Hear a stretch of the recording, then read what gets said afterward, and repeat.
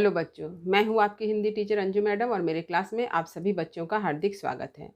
बच्चों, नौरंगिया शीर्षक कविता को मैंने 2 भागों में पढ़ाया है, जहाँ पर मैंने नौरंगिया शीर्षक कविता के प्रत्येक पंक्ति की व्याख्या प्रस्तुत की है। इसके साथ ही साथ मैंने एमसीक्यू और एसएक्यू टाइप प्रश्न उत्तर चर्चा से संबंधित एक वीडियो को यूट्यूब पर अपलोड भी किया है।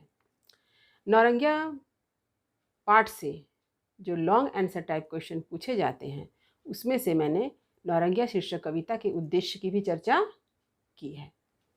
तो इन सारे विषय से संबंधित वीडियो का लिंक आपके डिस्क्रिप्शन बॉक्स में दे दिया गया है। जिन बच्चों ने इन सारे वीडियो को नहीं देखा है, वे डिस्क्रिप्शन बॉक्स में जाएं, लिंक को क्लिक करें और सारी वीडियो को अच्छी तरह से देखें। आज मैं नौरंगिया शीर्षक कविता से एक महत्वपूर्ण प्रश्न, नौरंगिया का चरित्र चित्रण को लेकर आपके समक्ष उपस्थित हूँ। यह प्रश्न परीक्षा के लिए काफ़ी इम्पॉर्टेंट है, क्योंकि कविता के अर्थ को बतलाते समय ही नौरंगिया के चरित्र की विभिन्न विशेषताओं का मैंने उल्लेख किया है। फिर भी आज मैं नौरंगिया के चरित्र चित्रण को लिखकर आपके समक्ष प्रस्तुत कर रही हूँ, ताकि आप लोग इसे समझ सकें और परीक्षा में इस प्रश्न का उत्तर अच्छी तरह से लिख सकें। तो चलिए आरंभ कर रही हूँ आज का विषय, नौरंगिया। नौरंगिया का चरित्र चित्रण देखिए। कैलाश गौतम द्वारा लिखित कविता नौरंगिया एक यथार्थवादी कविता है, जिसमें कवि ने गंगा पार स्थित दियरा के गांव में रहने वाली भारतीय कृषक महिला का चित्रण नौरंगिया नाम की एक कृषक महिला के माध्यम से किया है। तो नौरंगिया शीर्षक कविता में कवि ने भारतीय कृषक महिला की दयनीय स्थिति का बड़े ही सच्चाई के साथ उद्घाटन किया है। भारतीय कृषक महिला के जीवन की सच्चाई को प्रस्तुत करने के लिए उन्होंने नौरंगिया को माध्यम बनाया है। यानी नौरंगिया शीर्षक कविता में नौरंगिया नाम की एक ग्रामीण कृषक महिला के माध्यम से कवि ने संपूर्ण भारतीय कृषक महिला के जीवन का यथार्थ चित्रण प्रस्तुत किया है। तो इस कविता का मुख्य पात्र कौन हो गया? नौरंगिया। यानी नौरंगिया कौन है? नौरंगिया शीर्षक कविता की प्रमुख नायिका है। नौरंगिया नामक ग्रामीण कृषक महिला ही इस नौरंगिया शीर्षक कविता की प्रमुख नायिका है, जिसके चरित्र विशेषताएं हैं। तो पहली विशेषता क्या है? सरल स्वभाव। नौरंगिया सरल स्वभाव की है, उसके हृदय में छल प्रपंच का भाव नहीं है, धर्म के नाम पर आडंबरों को पसंद नहीं करती है। सरल स्वभाव का भाव उसके भोले चेहरे पर मीठी बोली में झलकता है। तो नौरंगिया के चरित्र की सबसे पहली विशेषता उसकी सहजता और सरलता है, जो उसके चेहरे पर भी है और उसकी बोली पर भी है। तो ये है नौरंगिया के चरित्र की पहली विशेषता, जहाँ पर कवि ने बतलाया है कि उसके हृदय में कोई छल कपट का भाव नहीं है, वह छल प्रपंच नहीं जानती है।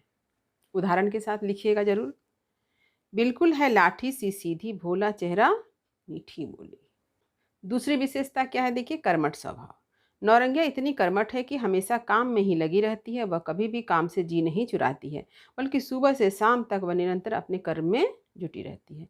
तो नौरंगिया शीर्षक कविता में कवि ने नौरंगिया के कर्मठ जीवन को व्यक्त किया है कि नौरंगिया जब तक जगी रहती है तब तक काम के पीछे ही दौड़ते भागते रहती है। उदाहरण में क्या लिखिएगा? जब देखो तब जागर पीटे, हार न माने काम घसीटे, जब तक जागे तब तक भागे, काम के पीछे काम के आगे। तो आप उदाहरण अवश्य लिखिए।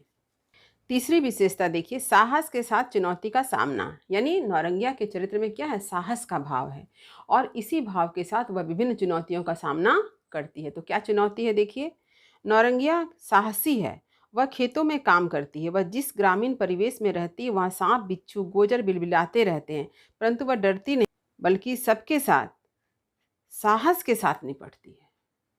यानी नौरंगिया ग्रामीण परिवेश में रहती है, वहाँ तरह तरह के कीड़े मकोड़े निकलते रहते हैं, सांप बिच्छू गोजर, लेकिन नौरंगिया भयभीत नहीं होती है, बल्कि बड़े हिम्मत के साथ इसका सामना करती है। उदाहरण क्या है? बिच्छू गोजर सांप मारती। यह भी आपके कविता से ही पंक्ति ली गई है। इसके साथ ही साथ वह साहस के साथ जिस चुनौती का सामना करती है वह है गांव में खुद को बड़ा और ऊंचा समझने वाले लेखपालों तथा ठेकेदारों की कुदृष्टि का।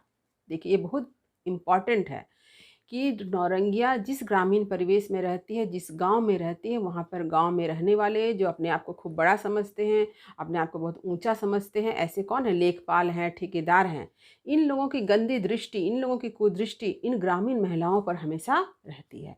तो नौरंगिया के लिए सबसे बड़ा चुनौती यहाँ पर सांप बिच्छू गोजर तो मारना है ही, इसके साथ ही साथ इन लेखपालों और ठेकेदारों से अपने सम्मान को बचाए रखना, ये भी बहुत बड़ी चुनौती है।